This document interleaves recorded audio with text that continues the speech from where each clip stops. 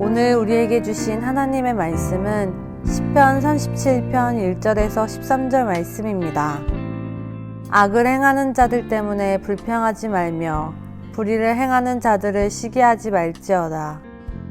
그들은 풀과 같이 속히 배임을 당할 것이며 푸른 채소같이 세잔할 것이미로다. 여호와를 의뢰하고 선을 행하라. 땅에 머무는 동안 그의 성실을 먹을거리로 삼을지어다. 또 여호와를 기뻐하라. 그가 내 마음의 소원을 내게 이루어 주시리로다. 내 길을 여호와께 맡기라. 그를 의지하면 그가 이루시고 내 의를 빛같이 나타내시며 내 공의를 정오의 빛같이 하시리로다.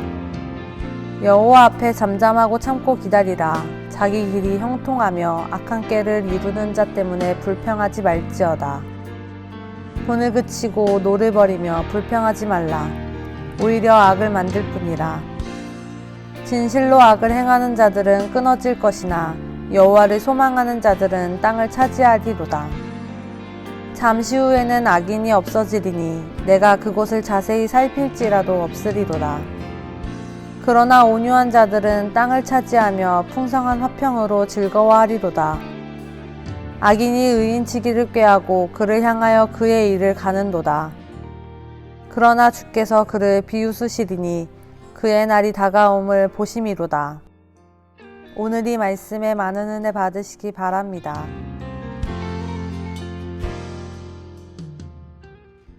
우리가 신앙생활을 한다는 것은 그가 이 땅 가운데 살아가면서 어떤 향기가 있는 삶을 살아가는가 하는 점을 보는 것이기 때문에 37편을 우리가 볼 때에는 예를 들면 비슷한 환경에서 비슷한 옷을 입고 비슷한 집에 살고 비슷한 직업을 갖고 있는데 서로 좀 삶이 다른 두 사람을 상상하고 가정하면 더 이해하기가 좋을 것 같습니다. 시편 37편을 볼 때 일단 13절까지 해서 반복되는 단어들이 있습니다.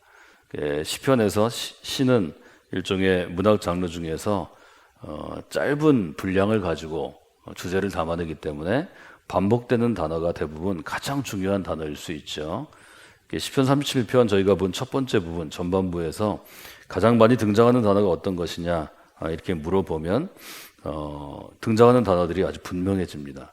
1절에 보면 악을 행하는 자들 때문에, 7절 악한 꾀를 이루리라, 9절 진실로 악을 행하는 자, 10절 악인이 없어지리니, 12절 악인이 내려가도 13절 악인이.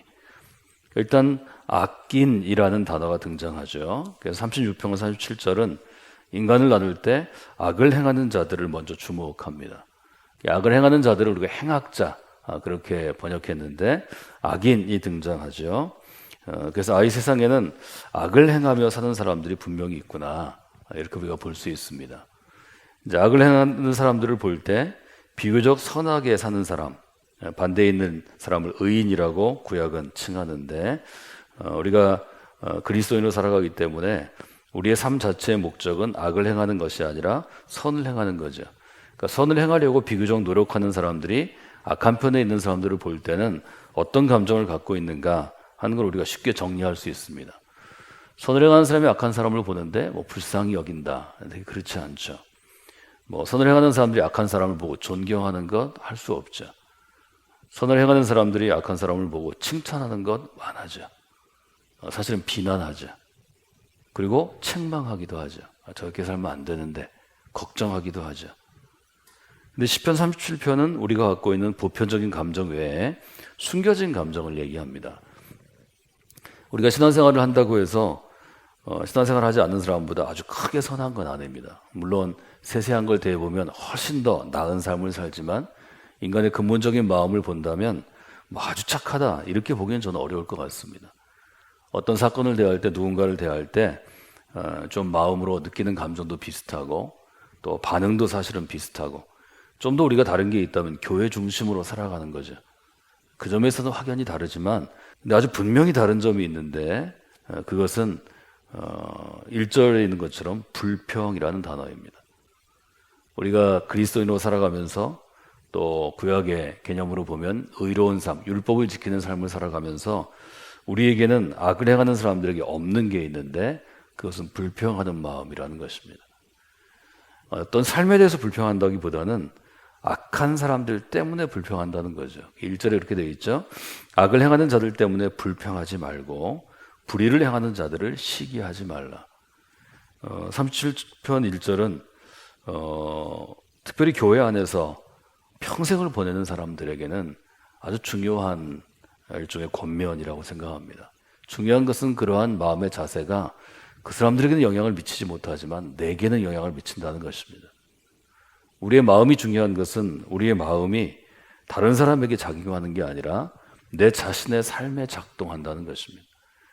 예를 들어서 악한 사람들 때문에 너무 큰 불평 때문에 오늘 하루가 불편하면 내가 불편한 거지 그 사람이 불편한 것은 아닙니다. 그러니까 신앙이 우리에게 주는 것은 우리의 마음과 우리의 중심을 아주 분명하게 바라보도록 관조하도록 하는 아주 좋은 점이 있습니다.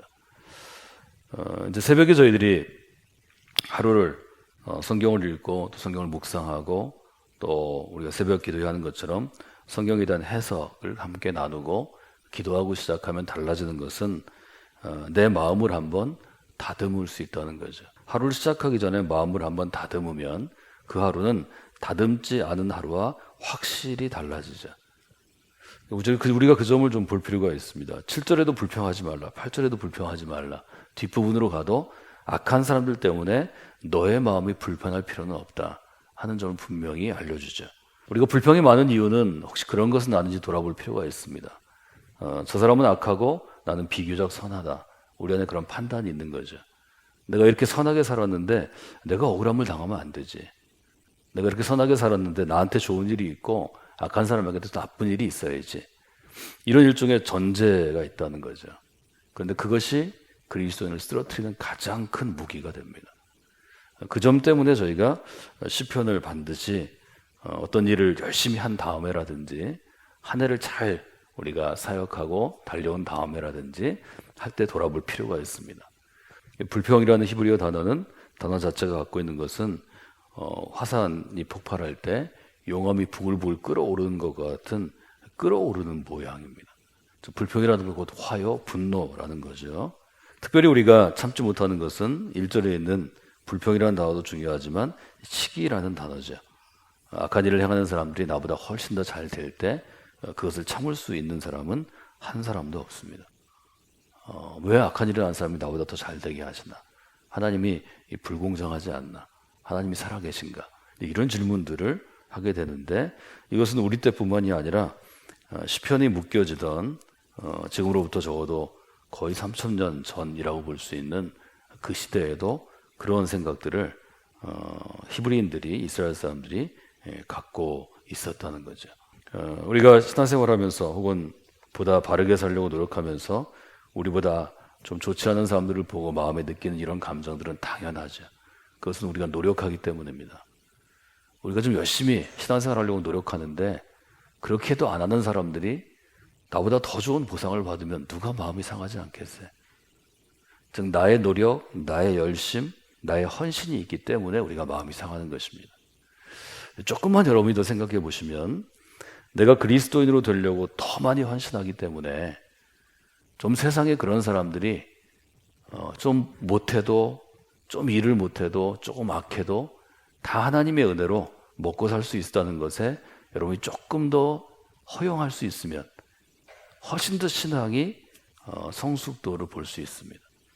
그러니까 여러분이 좀 열심히 일하시고 여러분이 노력하시고 여러분이 헌신하신 결과로 여러분보다 좀 착하지 못하고 열심히 하지 못하는 사람도 동일하게 아침에 일어나면 햇빛의 은혜를 받고 일하면 보상을 받고 그걸로 잘 먹고 살 수 있으면 여러분들이 노력하는 것 때문에 그 사람도 편하게 살 수 있으면 여러분도 기쁨을 누리시는 좀 그런 성숙함이 여러분 가운데 있기를 원합니다.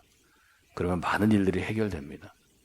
그런데 나는 이렇게 열심히 해도 이거밖에 못하는데 열심히 하지 않고 악하게 사는 사람이 이 정도 하는 것을 자꾸 보시면 여러분 마음이 무너집니다. 내 마음이 무너지면 누가 가장 어려움을 당하고 손해를 보는가 하면 내 자신이 당합니다. 옆에 있는 사람이 아닙니다. 신앙생활은 그런 마음을 가지고 여러분들이 하셔야 되기 때문에 여러분 마음 가운데 어려움을 준 것, 또 불평하게 한 것, 부정적인 것 이런 점들을 마음의 밭을 갈아내는 분들이 되시면 좋겠습니다. 악인으로 해서 어려울 때 우리는 어떻게 해야 되느냐? 또 우리가 마음을 다스릴 때 어떻게 해야 되느냐? 적어도 두 가지를 기억할 수 있습니다. 시편 37편은 또 성경 전적인 것은 처음에는 우리에게 앞으로 일어날 일, 즉 미래를 그려보라고 도전합니다. 지금 현재는 악을 행하는 자들이 막 무성한 풀처럼 자라나는 것 같지만 그러나 미래를 보면 그렇지 않을 거라는 거죠. 2절에 그렇게 되어 있죠. 2절 같이 읽어볼까요? 그들은 풀과 같이 속히 배임을 당할 것이며 푸른 채소같이 쇠잔할 것이라. 악을 행하는 사람들에게 주어지는 그들의 미래는 무엇인가 하면 잡초처럼 짐승의 먹이가 되도록 베어지고 또 푸성기가 여름이 되면 금방 시들어가는데 쇠잔할 것이다. 그렇게 얘기하죠. 10절에 보면 또 이렇게 되어 있죠. 잠시 후에는 악인이 없어지리니 내가 그것을 자세히 살필지라도 없으리로다. 악인이 걸어갈 길은 말하자면 그 길지 않다는 거죠. 결국은 악인이 걸어갈 길은 대부분 우리 눈앞에서 그 악을 행한 결과 때문에 속히 배임을 당하거나 시들어갈 수 있다는 거죠. 뭐 이런 길을 우리가 볼 수 있으면 그 길을 걸어가진 않겠죠. 누가 나한테 재앙이 오는 길을 스스로 걸어가겠어요? 내 앞에 꽃이 피는 길을 걸어가고 싶어 하지 누가 재앙의 길을 걸어가나요?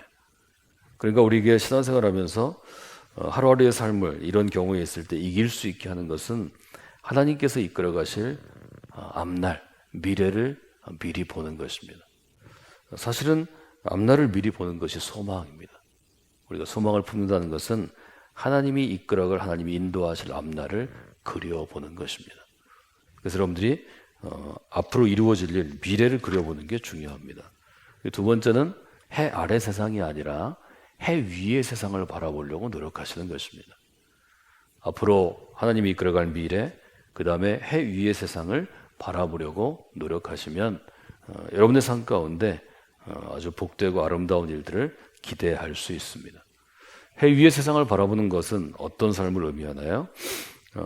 몇 가지 37장에서 우리가 얘기하는 것은 첫 번째 여호와를 의뢰하라는 것입니다.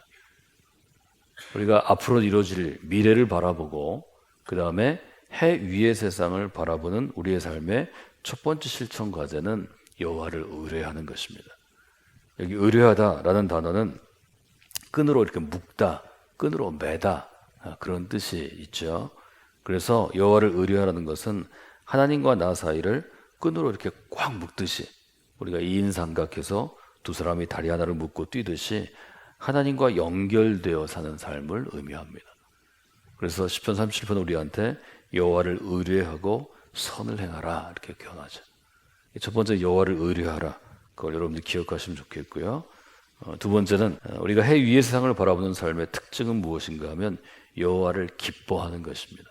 그러니까 하나님을 즐거워하라는 것은 마치 우리가 우리의 자녀들을 아주 기뻐하고 즐거워하는 것처럼 하나님에 대한 사랑의 마음 또 하나님과 사랑에 빠지면 그 모습들이 다 기뻐지는 거죠. 그러니까 이것은 여호와를 기뻐하라는 것은 여호와를 깊이 사랑하라 하는 것과 크게 다르지 않은 표현이라고 저는 생각합니다. 근데 기뻐하라는 것은 결국은 즐거움을 주는 것이기 때문에 우리가 신앙생활할 때는 하나님을 기뻐하고 하나님을 즐거워하려고 노력해야 합니다.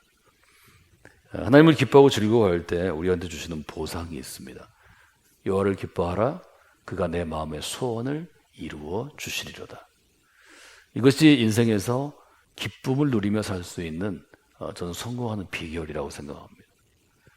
내 욕심을 이루기 위해서 뭐 하려고 노력하는 것도 쉽지 않은 일인데 그거보다 그리스도인은 하나님을 기뻐하는 마음으로 매일매일을 살아가면 그런 교인들은 보면 소소한 선물들을 많이 누리며 살아갑니다. 얼굴이 밝을 수밖에 없습니다. 그래서 여러분이 하나님께도 그 기쁨을 표현하시고 누리시는 분들이 되셔야 합니다. 첫 번째 여호와를 의뢰하라. 두 번째 여호와를 기뻐하라.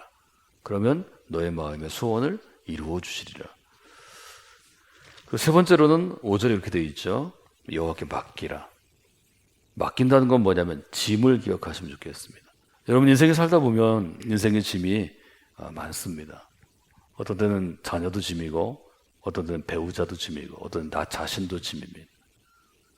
이 짐을 맡길 만한 안전한 장소가 필요한데 성경은 하나님께 그 짐을 맡기라고 얘기해 줍니다. 그 인생의 짐의 보관자가 되어주신다는 거죠. 우리 코인 락커라고 부르는데요. 동전 넣고 그 시간만큼 짐을 맡기는 것입니다. 여러분이 하나님께 나오실 때 인생의 짐을 자꾸 맡기시는 분들이 되셔야 합니다. 근심도, 걱정도, 염려도 맡기셔야 합니다. 자녀도, 배우자도, 사업도, 직장일도 맡기셔야 합니다. 그리고 무엇보다 중요한 건 여러분 장래일도 맡기셔야 합니다.